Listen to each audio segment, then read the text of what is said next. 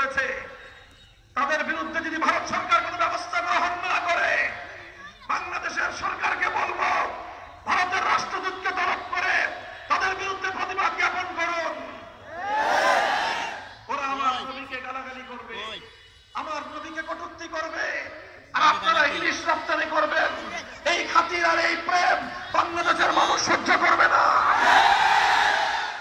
আমরা প্রয়োজনে না খেয়ে থাকবো, যদি আমাদের রপ্তানির অর্থের অভাব পড়ে এদেশের মানুষ পেটে পাথর পাকবে। আল্লাহ নবীর ইজ্জতের প্রশ্নে কারো সঙ্গে আপোষ করতে আমরা